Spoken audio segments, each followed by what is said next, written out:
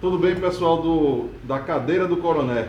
Estamos aqui com o professor Leonardo Dantas e a gente vai falar um pouco sobre o Brasil holandês. E antes da gente entrar no assunto, eu gostaria que o professor se apresentasse, né? Estamos aqui na Marquês de Maricá, no antigo bairro da Torre, no Recife. E seria interessante, então, o professor se apresentar para o pessoal conhecer um pouco melhor quem é o professor Leonardo Dantas. Bem, meu nome é Leonardo Antônio Dantas Silva, eu tenho 75 anos, sou nascido aqui neste local, no bairro da Torre, em 1945, e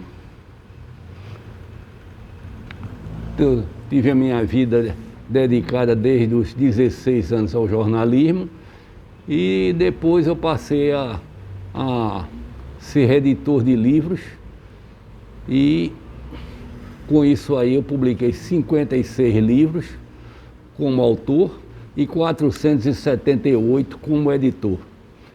Então grande parte da minha vida foi dedicada às letras, bem contrariando ao que dizia o meu pai, que números chamam números e letras só lhe chamam dívidas. Eu preferi ficar com as dívidas. O último livro que o senhor escreveu foi esse aqui, professor? Holandês? Não, o meu último livro que eu escrevi deve estar saindo agora em julho pela Companhia Editora de Pernambuco, que é o Arruando pelo Recife, um guia da cidade do Recife. Anteriormente eu publiquei esse aqui, que é Carnaval do Recife, que é o mais extenso estudo sobre o Carnaval do Recife. O senhor é entusiasta do Carnaval, professor? Ele tem um pouco mais de 400 páginas. Não é bem um entusiasta de Carnaval, que eu não sou fulião, eu sou na realidade carnavalesco. Há uma diferença entre fulião e carnavalesco. O fulião é aquele que brinca o Carnaval, que curte o Carnaval, e o carnavalesco é aquele que trabalha para o Carnaval. Então eu sou um trabalhador braçal do Carnaval, porque eu fotografo e eu escrevo sobre Carnaval e já dirigi o Carnaval do Recife. Já dirigi o Carnaval do Recife entre 1979 a 1983, quando criei a Fundação de Cultura Cidade do Recife, na época do prefeito Gustavo Krause. E também criei uma festa chamada Baile da Saudade, que aconteceu durante 18 anos no Recife, e fui também produtor de discos carnavalescos na extinta fábrica Rosenblit. Eu fiz a série Baile da Saudade, fiz Carnavalença, fiz o Frevo Vivo de Levino Ferreira e outros LPs na época, e participei, criei inclusive o concurso Frevança, que foi o mais importante concurso de música carnavalesca, e ultimamente venho escrevendo mais sobre o Recife. Publiquei esse livro aqui sobre holandês em Pernambuco, que é talvez o livro mais completo, mais acessível sobre a presença da dominação holandesa entre 1630 e 1654. E fiz também um livro sobre patrimônio histórico, que é esse aqui, é Pernambuco Preservado. Outro sobre o estudo da paisagem pernambucana, que é esse aqui, Pernambuco, Imagem da Vida e da História, e outros tantos. Esse é o catálogo do Instituto Brenan. O senhor hoje trabalha no Brenan também, né? Hoje eu sou consultor e coordenador de pesquisa do Instituto Ricardo Brenan. Esse o senhor lançou em que ano, esse aqui? Esse aqui foi 1918. 2018. E esse aqui, 2019. E essa questão, o senhor falou que começou como jornalista, né? E também o senhor é formado em História, como foi essa... Não, eu sou formado em Direito.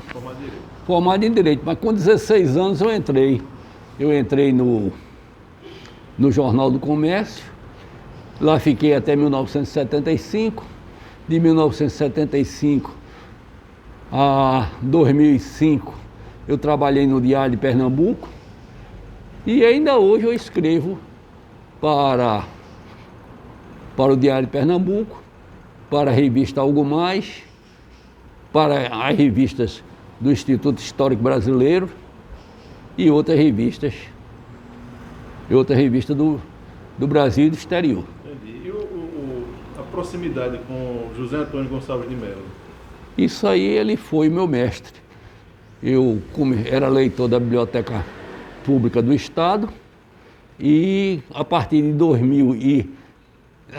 1966 eu tive ele como meu orientador e com ele eu fui várias vezes a Portugal e Espanha, onde eu pesquisei em arquivos portugueses e espanhóis. Ele é considerado o grande historiador dessa época dos holandeses aqui, professor? Não só holandês, ele foi o maior historiador de Pernambuco. E na época que ele era vivo, ele era o maior historiador do Brasil. Impressionante, né? Então, gente, a gente exatamente vai tocar nesse ponto aqui. Hoje a nossa conversa, né, a gente tinha combinado aqui com o professor para a gente falar sobre os holandeses em Pernambuco. Então, selecionei aqui algumas perguntas, né? Alguns amigos também mandaram algumas perguntas para o senhor, para a gente debater um pouco esse assunto, né?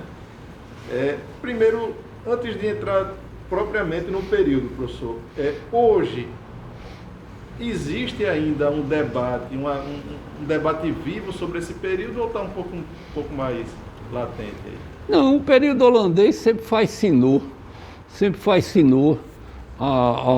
aos que estudam o passado de Pernambuco. Esse meu livro mesmo aqui é um livro que tem uma boa venda. Ele é vendido na livraria Imperatriz, na rede de livrarias Imperatriz, e tem uma boa venda, tem uma boa saída. É um livro que ainda está no comércio. Então é facinho ainda, está muito vivo ainda, né? Vamos lá, vamos entrar aqui então, professor, em algumas perguntas, né? Primeiro o seguinte, já vamos na questão pegar um pouco na questão da guerra mesmo, né? Da guerra holandesa. A guerra holandesa, qual foi o fundo de motivação dela? Ela teve uma motivação puramente econômica ou também teve uma motivação religiosa? Eu acho que a guerra holandesa, a invasão holandesa foi econômica. Certo. Eles vieram buscar o açúcar, que era um produto, uma especialidade muito rara na época. Poucas partes do mundo produziam o açúcar. O açúcar, na Idade Média, era vendido em boticas. E daí o desenvolvimento da Ilha da Madeira, desenvolvimento de colônias portuguesas, mas o Brasil era o maior produtor de açúcar do século XVII. E Pernambuco era o mais importante porto da América Portuguesa.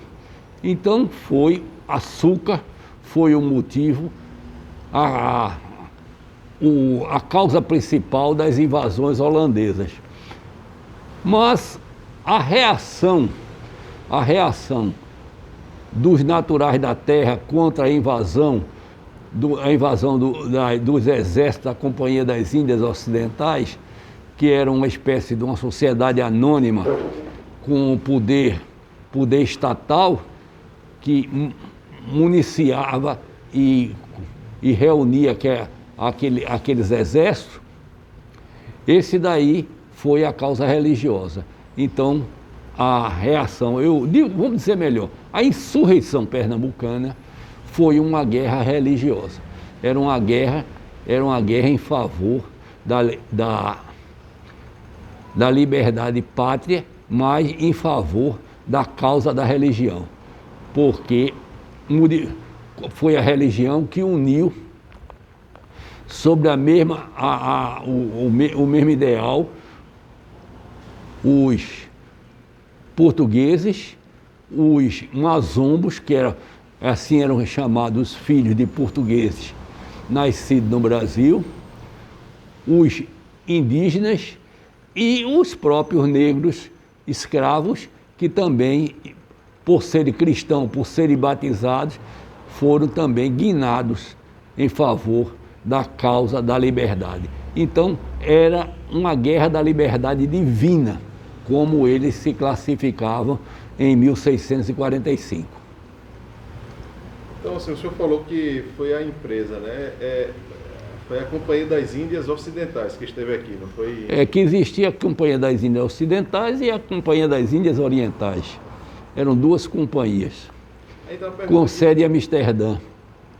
Certo. Então a pergunta que fica sobretudo, foi uma empresa que esteve aqui em Pernambuco ou foi a Holanda? Assim, eles tiveram interesse? Não, ela tinha presença do governo holandês, porque o holandês era os Países Baixos, eram as repúblicas dos Países Baixos. Cada cidade holandesa era uma república e que se faziam representar nesta companhia, no conselho dos 19 grandes diretores que dirigiam esta companhia.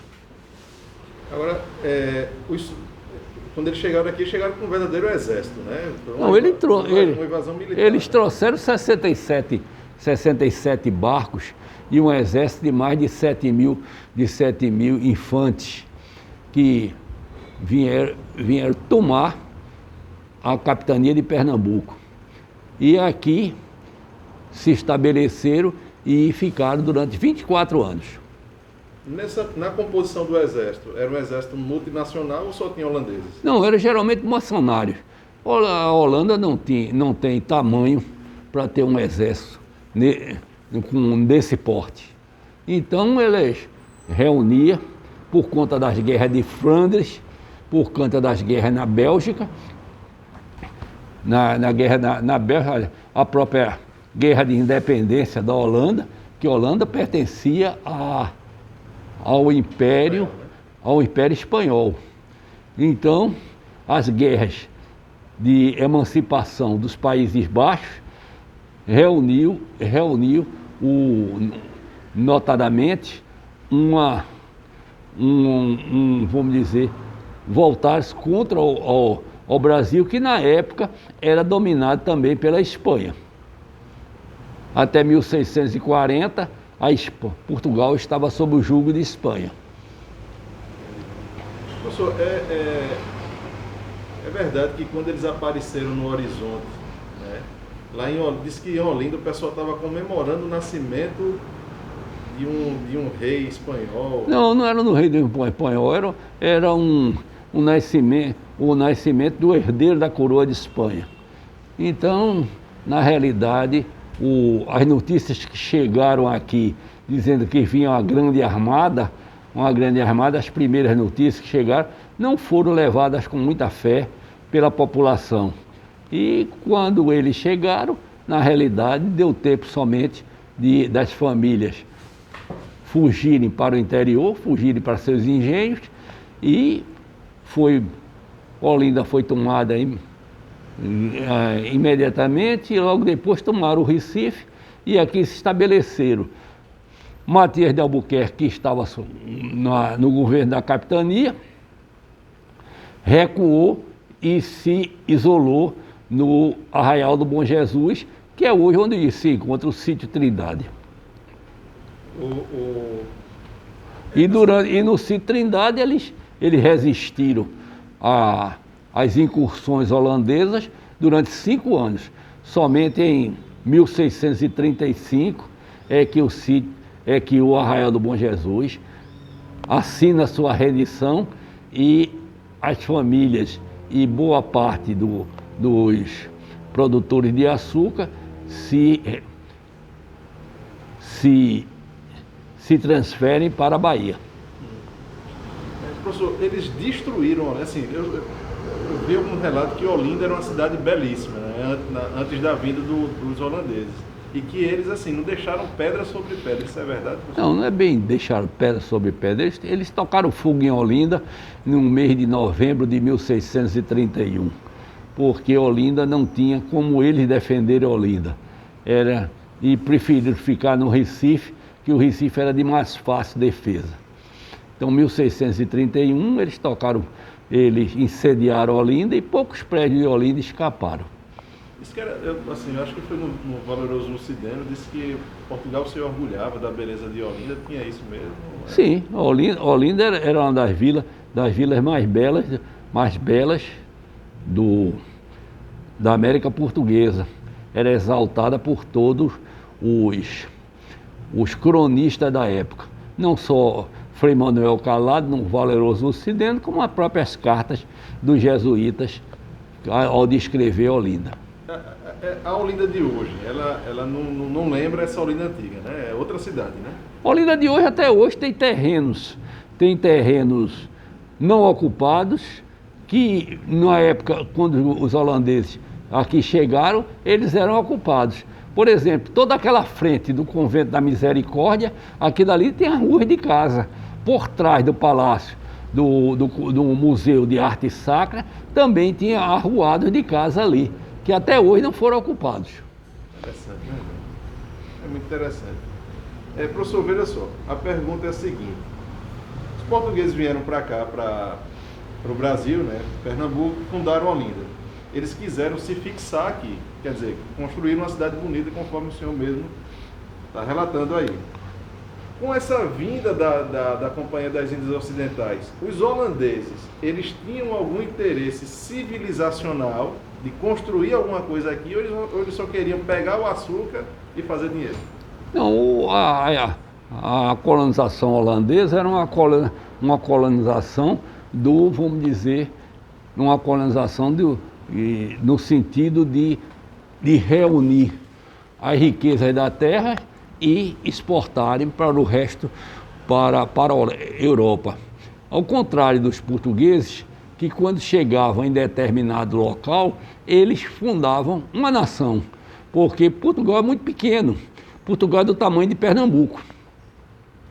Então, a fronteira de Portugal, ainda hoje, o futuro dos portugueses é o exterior, é migrar do seu país. Então, por onde passou, Portugal deixou raízes. Por exemplo, no Timor, que fica na Oceania, junto da Indonésia. Até hoje a presença portuguesa é notada no Timor. Nos países africanos tem a presença portuguesa. E no Brasil não foi diferente, que o Brasil foi das colônias portuguesas a que mais se destacava, quer pela sua produção industrial, quer pela a indústria extrativa, quer também pela sua magnitude. O Brasil tem 8,5 milhões de quilômetros quadrados, falando a mesma língua que é o português. Agora sim, Portugal, Holanda, diante dessa lógica, também é um país que é menor do que Portugal, né? Ele é pequenininho. Ele é pequenininho, mas na realidade foi o primeiro, como os portugueses, eles na realidade cresceram com o comércio e com a navegação. Entendi. Eles aqui em Pernambuco, eles passaram, conforme está aí no seu livro, eles passaram então aqui 24 anos, passaram de 1630 até 1654, é isso, né? Só aqui em Pernambuco. Só em Pernambuco. Agora, quando lê-se Pernambuco, lê-se da foz do Rio São Francisco até a foz do Rio Maranhão. Não era só uma coisa em Pernambuco, era todo o Nordeste de hoje. Tanto é que se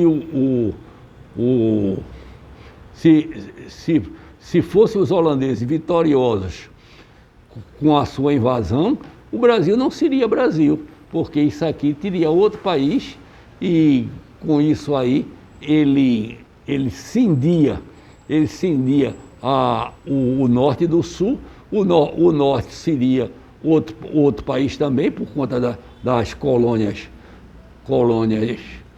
espanholas, e o centro-sul também, a parte de Santa Catarina, o Paraná, Rio Grande do Sul, que seria também uma outra possessão espanhola. Professor, se fala muito, né? Assim, a gente escuta, embora sejamos, né, tributários, digamos assim, né, do português, da colônia portuguesa, né? Se fala muito, não é raro a gente escutar um certo louvor, né, à presença holandesa aqui. Mas aí a pergunta que eu faço é, houve por parte dos holandeses, digamos assim, uma presença agressiva com os Brasis, com as pessoas da terra, perseguição, morte, martírio? Houve algum tipo de perseguição deliberada nesse sentido? Houve tudo que haveria numa guerra. Tudo numa guerra, porque a guerra não é um filme de Hollywood. Um filme de Hollywood. A guerra é sangue, suor e lágrimas e muita desgraça. Muita perseguição, muita tortura. E eles não faziam por menos. E tanto é que, como se chama aqui, os grandes santos da Igreja Católica foram há pouco tempo canonizados, que são os mártires do Rio Grande do Norte. É Cunhaú, é? É do Engenho Cunhaú, onde que eles estavam assistindo missa, quando uma facção do exército holandês invadiu e mataram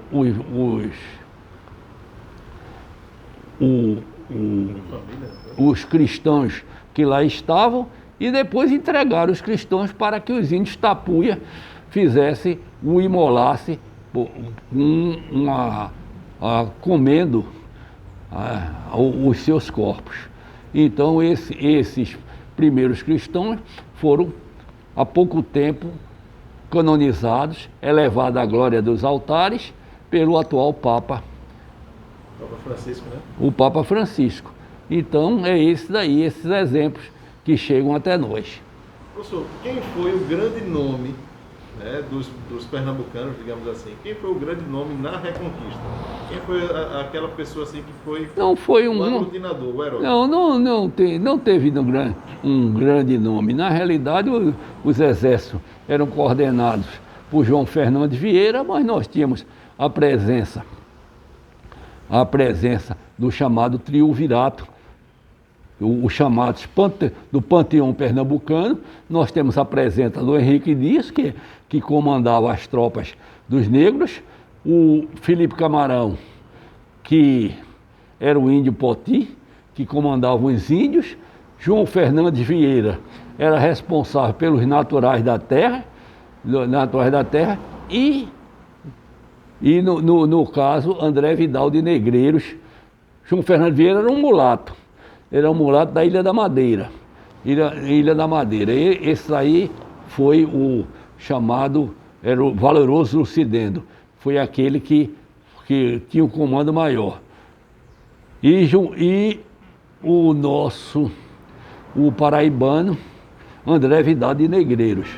Mas, para haver a reunião de forças, o rei de Portugal, Dom João IV, enviou para Pernambuco o general Francisco Barreto de Menezes. Esse sim foi a grande figura aglutinadora da guerra holandesa, que ele não permitiu que houvesse uma chacina contra os holandeses e sobretudo, contra os judeus.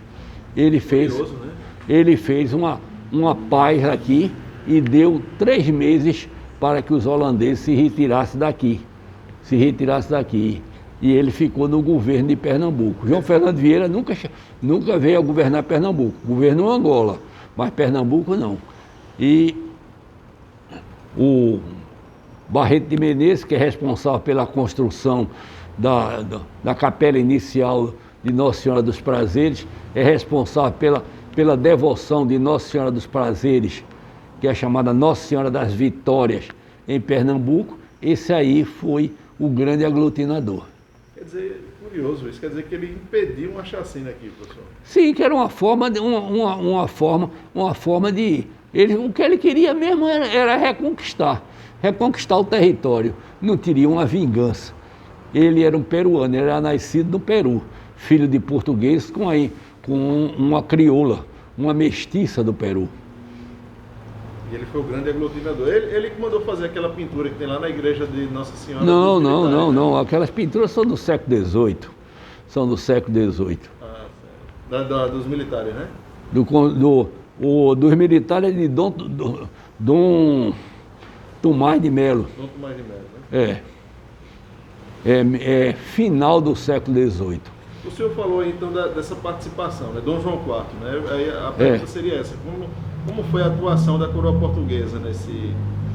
Ela se dedicou apenas a mandar o Barreto de Menezes ou Não, inicialmente a coroa portuguesa não se mostrou abertamente contra a Holanda, porque Portugal estava em guerra com a Espanha e podia a qualquer momento também, como sofreu, a presença, o bloqueio da Marinha dos Países Baixos, como aconteceu depois.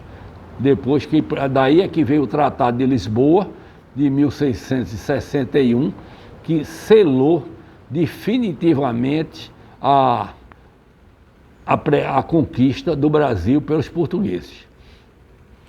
Professor, uma coisa curiosa também nessa guerra é a participação desses elementos, né, dos índios, dos negros, etc. E assim, uma coisa que a gente logo pensa é o seguinte: como é que num local escravocrata surge uma liderança negra? E essa liderança era respeitada? Como era a atuação de Henrique Dias nesse cenário? Mas os negros sempre tiveram os seus chefes. A figura do maracatu, como o rei do maracatu, era no passado o rei Congo, como no passado foi também o rei de Angola, que aquilo que em Valladolid se chamava o maioral.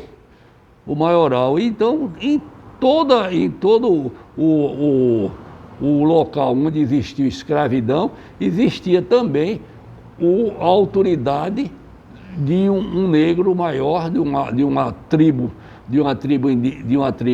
africana sobre as demais. Então nós tivemos aqui o rei do Congo, depois com a guerra do Congo, a tomada do reino do Congo, na batalha de Ambuíla, começaram a ter aqui os negros, os negros da etnia e da outra etnia não, isso no século XVII, porque tinha os Ardas, tinha os Angolas, tinha as várias tribos indígenas que eram capturadas nas guerras que lá existiam e vendidas pelos próprios negros para ser escravo, não só no Brasil, como nos Estados Unidos, no todo o Caribe, nas colônias, nas próprias colônias holandesas, cuja escravidão chegou até o século XX, eu falo nas colônias holandesas, e o Brasil, que chegou até 1888, que é a grande instituição de formação do povo brasileiro. Mas Portugal reconheceu o valor do Henrique Dias? Ele foi... Tanto é que lhe deu o hábito de Cristo. A mais importante honraria que o rei de Portugal oferecia por serviço de um português à coroa, era a Ordem de Cristo. E tanto o Felipe Camarão como o Henrique Dias receberam a Ordem de Cristo. Foram honrados com esse reconhecimento. Sim, porque não era só uma honraria, tinha também uma atença, tinha também uma subvenção, vamos dizer... Um soldo por conta dessa Ordem de Cristo. E Henrique Dias recebeu, por exemplo, todo o bairro da Boa Vista. Era dele o bairro da Boa Vista? Era. As Estâncias de Henrique Dias chamando, né? Exato. Ainda hoje, no Colégio da Estância, que lá está, na Rua Dom Bosco, aquela área ali, a própria capela como se chama, das Fronteiras, pertencia aos familiares de Henrique Dias. Tem até um mote que diz assim: Henrique Dias repousa na lousa dos franciscanos. Diz que ele está enterrado lá, né? Lá nos franciscanos, né? Exatamente. Ele foi sepultado no convento de Santo Antônio, como Camarão foi sepultado na igreja da Várzea. E Fernandes Vieira está lá em Prazeres. Fernando Vieira foi sepultado. Ele e André Vidal de Negreiros estão, os restos mortais estão na igreja Nossa Senhora dos Prazeres. Marcelo Andrade mandou a pergunta seguinte. Marcelo Andrade é um amigo nosso que é professor também de História, como o senhor. E ele disse assim, pergunta lá ao professor o que foi melhor e o pior da colonização holandesa. Eu acho que não teve, não tem o que se discutir nisso não, porque o Brasil está aí, 8 milhões e meio de quilômetros quadrados, falando a mesma língua, português, e o Suriname está aí. Como o exemplo da colonização holandesa. Então são vizinhos, a região é a mesma, está aí. Porque se confunde muito a presença holandesa com a presença de João Maurício Nassau-Sieg. João Maurício Nassau-Sieg não era holandês, João Maurício Nassau-Sieg era alemão. E tinha o espírito renascentista. Tanto é que na sua carta-testamento, uma das coisas que ele se bate na carta-testamento é que é sobre os juros que eram cobrados às dívidas dos senhores de engenho e a necessidade de se fazer um acolhimento e um tratamento diferenciado para com os cristãos. Porque os holandeses vieram imbuídos da reforma protestante, chegaram aqui, tomaram as igrejas católicas, transformaram ela em cultos protestantes, profanaram as imagens e todas as alfaias dedicadas ao culto, proibiram o culto católico, o culto católico no Recife, não ficou uma só igreja para o culto católico, e com isso aí, Nassau aconselhava que fosse mais complacente com os cristãos, coisa que os holandeses não seguiram. E com isso aí estabeleceram a chamada Guerra da Liberdade Divina. Então a Guerra da Liberdade Divina foi uma reação a essa proibição do culto, né? Não, era em reação da invasão, da tomada. Não foi só Facetado, né? Eles tomaram as igrejas, profanaram o sagrado. E com isso criou no inconsciente dos dominados uma pecha contrária aos luteranos. Professor, e como viveram os brasileiros sob o jugo dos holandeses, em especial índios, mulatos e negros? Como é que era o tratamento que os holandeses dispensavam a eles? Não, os holandeses não tomavam conhecimento dos negros. O negro para ele era um instrumento de trabalho. E como se chama, eles tinham mais o interesse pelos índios, porque eles inclusive chegaram a fazer catecismo na língua tupi. E chegaram até a haver um trabalho junto à catequese dos índios. Mas eles se aliaram aos índios menos domesticados, que eram os tapuias, que ainda praticavam antropofagia. E, portanto, foi mais difícil para eles. E como é que foi a ocupação dos engenhos pelos holandeses aqui? Não, os engenhos foi a primeira coisa que eles ocuparam. Nassau mesmo fez um leilão para aqueles engenhos que haviam sido abandonados na retirada para a Bahia, porque em 1635 foi tomado o Arraial do Bom Jesus e as famílias seguiram em busca da Bahia e deixaram aqui os engenhos abandonados. Então aqueles engenhos que estavam abandonados, ele fez um grande leilão e confiscou todos. Confiscou todo. Engenho do Meio, né? Engenho do Meio já existia naquela época, né? Os engenhos Sim, o engenho. Mas aí são os engenhos da Várzea do da Capibaribe. Várzea do Capibaribe. São os mais próximos do porto. Mas existiam outros engenhos. Né? Outros engenhos. Inclusive, o engenho do meio pertencia a João Fernando Vieira. O engenho do meio, São João, né? o engenho de São João pertencia a João Fernando Vieira. O engenho de São João se chamava engenho do Rosário, mas por conta do onomástico de João Fernando Vieira, que ele se apropria dos engenhos do Stackover, que era um holandês capitalista, que ele tomava conta dos engenhos, ele era feitor dos engenhos de Stackover, e ele aglutina em torno de si 13 engenhos da Várzea do Capibaribe. Professor, é verdade essa história de que os judeus daqui de Recife fundaram Nova York? Não, os engenhos os judeus não fundaram Nova York. Daqui do Recife? Nova York já existia, era Nova Amsterdã. Então saíram daqui os 23 judeus, se desgarraram e foram. Nova York.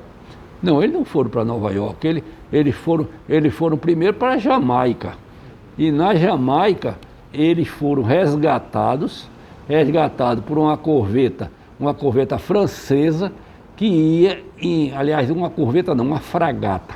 Uma fragata francesa, a Saint Catherine, e foram bater com os costados em Nova York. Eram 23 pessoas somente, entre adultos e crianças, que era a grande maioria. E lá começaram a praticar o culto judaico. Então, na realidade, foi uma comunidade judaica.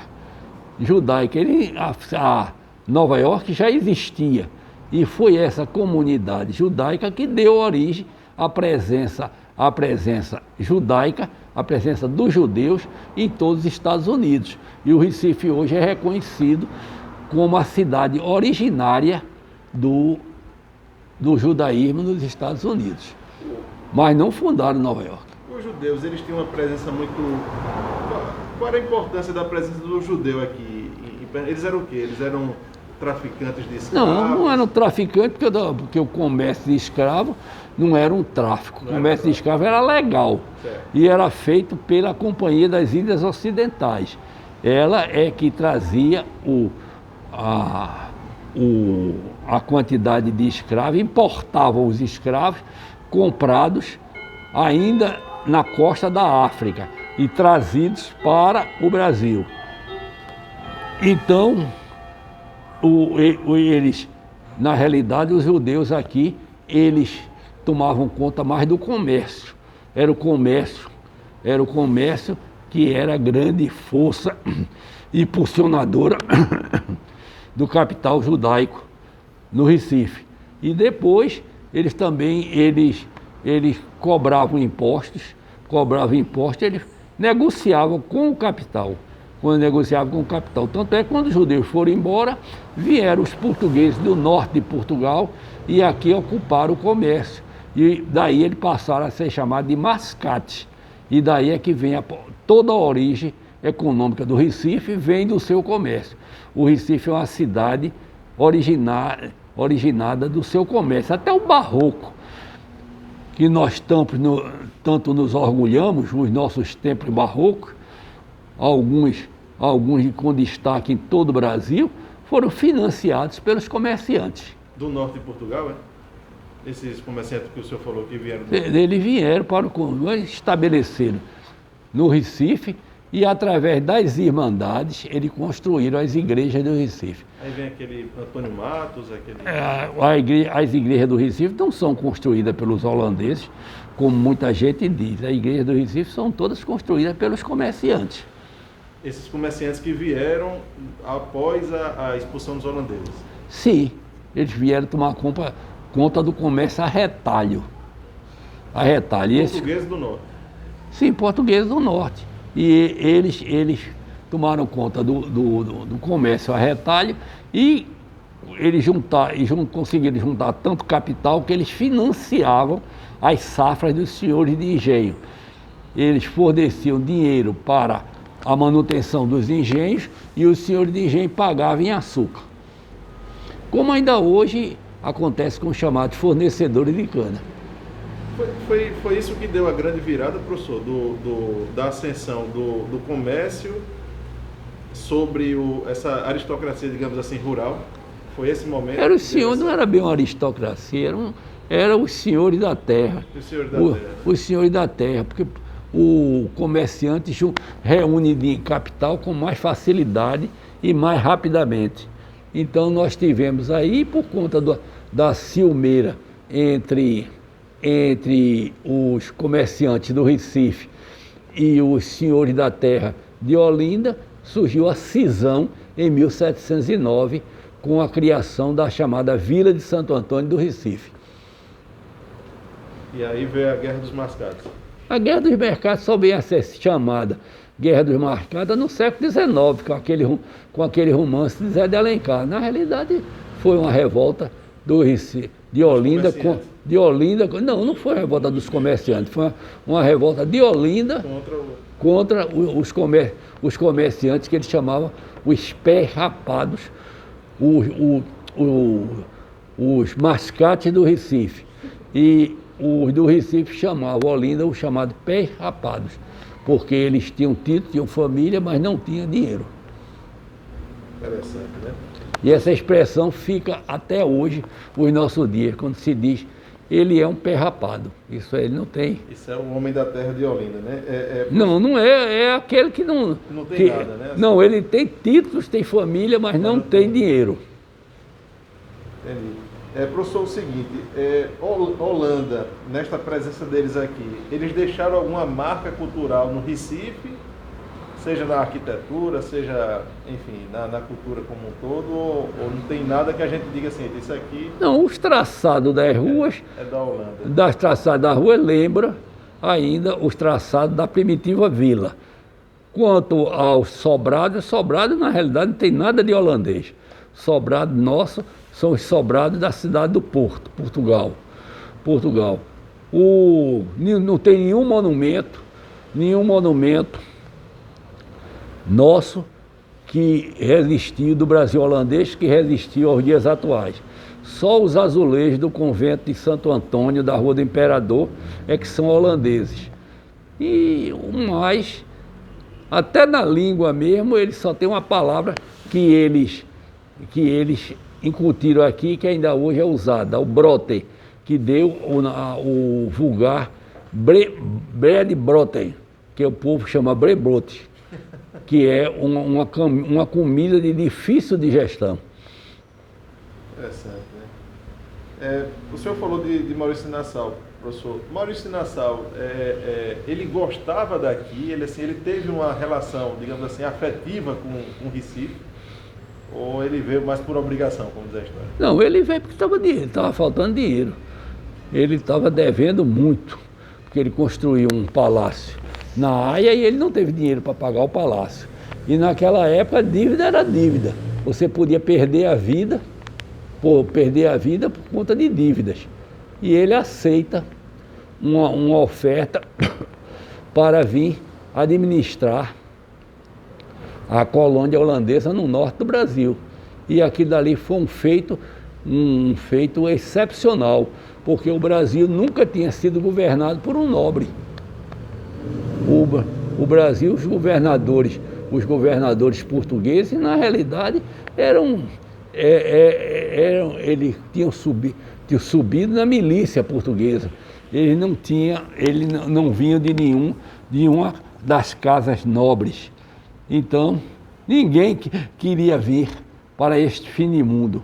E, na realidade, Nassau se fez acercar de artistas jovens, artistas de pouco mais de 20 anos, que não tinham família, e vieram nessa missão, que não foi organizada por Nassau, mas sim por Constantino Huygens, que era o preceptor de Nassau. Esse sim, que era o homem que falta ser estudado na presença holandesa em nossa terra. Ele estava aqui, Constantino. Como Ele é? veio para cá, esse Constantino. Não, ele ficou na Holanda, ele era secretário particular do príncipe de Orange.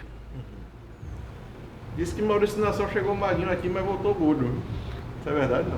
Eu não sei, porque eu não conheci. Disse que ele gostava muito, um amigo que é professor de história, disse que ele gostava muito dos doces daqui, ficava lá comendo doce e saiu daqui do Recife chorando. E assim, né,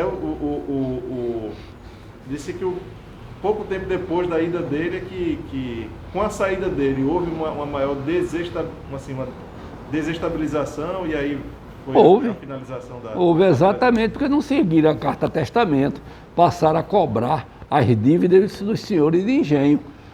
E inicialmente os senhores de engenho usaram essas dívidas, mas escudados na religião, para fazer a revolta. E João Fernando Vieira era o segundo grande devedor da Companhia das Índias Ocidentais. Pronto.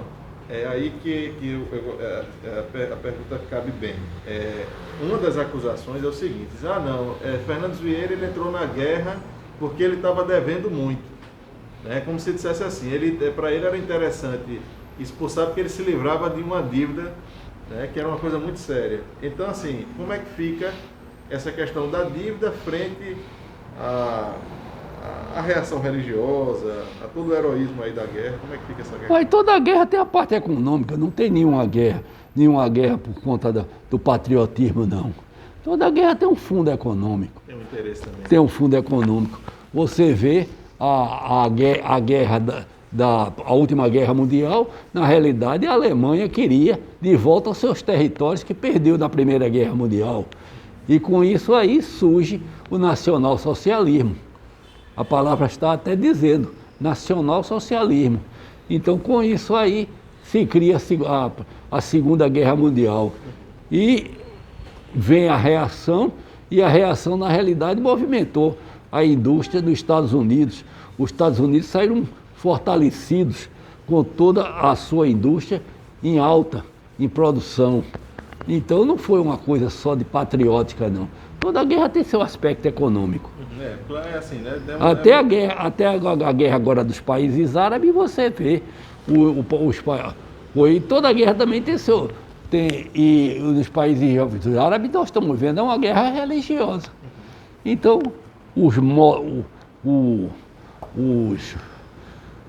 as causas da guerra continuam sendo as mesmas. As motivações, assim, elas não são estanques, né? Não, tem muita coisa, continua sendo a mesma. Tem muita coisa envolvida, né, professor? Professor, veja, eu moro ali perto da Praça do Forte, né? Que é o Arraial Novo do Bom Jesus, né? Sim. E assim, a gente passa lá, eu falo até para minhas filhas que aqui dali está associado com a guerra, com a reconquista dos portugueses, etc. Mas assim, eu acho uma pena o estado de abandono, sabe, que tem essas coisas aqui. Como é que o senhor avalia esses pontos, essas referências históricas da cidade que estão sendo aí cada vez mais destruídas? Como é que o senhor... Mas há muito tempo que desde dos governos do PT, que o Recife vem pagando no seu patrimônio histórico. Você não é ali no Arraial Novo do Bom Jesus, que é aquele forte construído em 1645, é um forte de taipa que ainda está ali. Ele se prometia fazer umas escavações, mas nunca foram feitas. Ali é só uma parte.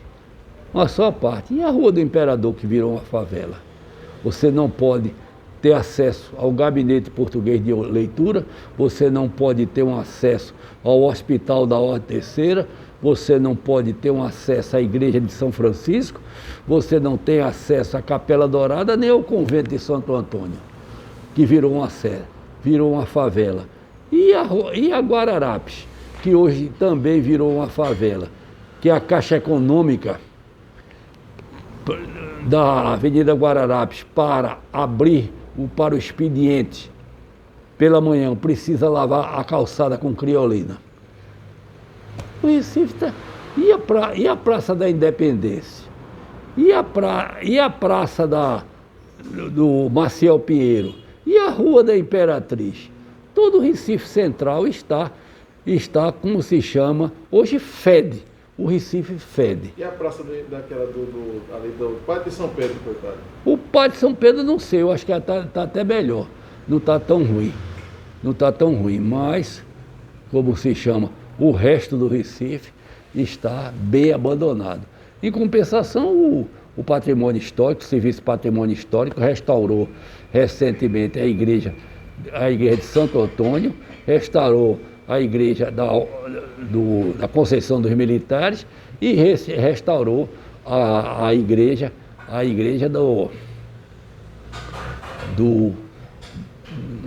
de São Pedro, a Concatedral de São Pedro dos Clérigos.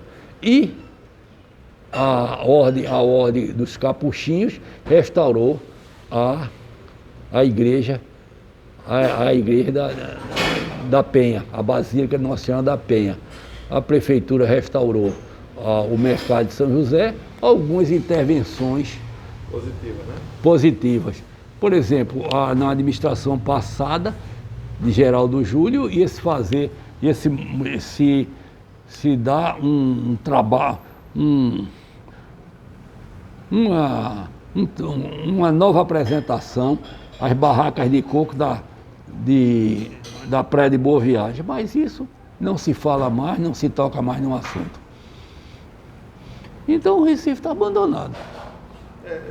A questão do Pátio de São Pedro que eu falei, é que eu fui lá, eu conversei lá com o pessoal lá que trabalha lá, a questão de lá não é nem a preservação, é o abandono, assim, porque não tem nada, não tem Sim, nada. Porque a Fundação de Cultura, hoje, que tomava conta do Pátio de São Pedro, hoje está preocupada com outras coisas, não está preocupada mais com o Pátio de São Pedro. É questão de visão de administração. Então professor, a gente, né, eu acho assim, que a cidade, é isso que o senhor disse, né? A cidade parece que passou por uma guerra. Sim. Parece que a guerra holandesa acabou. Você olha para o edifício Santa Albina, que era o centro médico da cidade, você hoje não entra, porque o edifício Santa Albina está todo destinado a guardar barracas e resto de feira num prédio que tinha 4 elevadores. Então outros prédios também estão assim, na Guararapes. Então a cidade está realmente destruída. Porque assim, a gente se orgulha, né, pernambucano geralmente se orgulha da sua história, do seu passado, agora preservar, que é bom, aqui a gente não vê, né? Preservação aqui está muito... Aqueles governos que contribuíram com a preservação da cidade, do centro da cidade, eram chamados de governo de direita e preocupados com perfumaria. Assim aconteceu com Gustavo Krause, com Roberto Magalhães, com o próprio Gilberto Marques Paulo, eram chamados de perfumarias. O próprio Jarbas Vasconcelos era um governo preocupado com a perfumaria e não com as questões sociais. E estamos aí. Professor, veja, para a gente finalizar, quando a gente vai nos sebos que também estão se acabando, né? O sebo já praticamente agora não existe mais, mas quando a gente ainda anda nos sebos aqui no Recife, aí a gente vê aqui e acolá umas coleções de história, de livros de história, que tem lá, organizador Leonardo Dantas, que eu acho que foi publicado pela Prefeitura do Recife, né? Não foi só a Prefeitura do Recife, não. Eu organizei coleções na Fundação de Cultura, no governo do Estado, a partir de 1975, quando eu criei a coleção pernambucana. Organizei coleções na Companhia Editora de Pernambuco, com os livros sobre os estudos sobre o Brasil holandês, a série Restauração, que foram 8 volumes, e publiquei na Fundação Joaquim Nabuco, eu publiquei 478 livros. Então isso aí já é uma biblioteca. Sim, claro. E aí, assim, eu até mandei até um e-mail lá para o pessoal da Companhia Editorial de Pernambuco para republicar alguns livros desses, porque assim, alguns já foram republicados, mas muitos ainda faltam, né? Saiu esse aqui.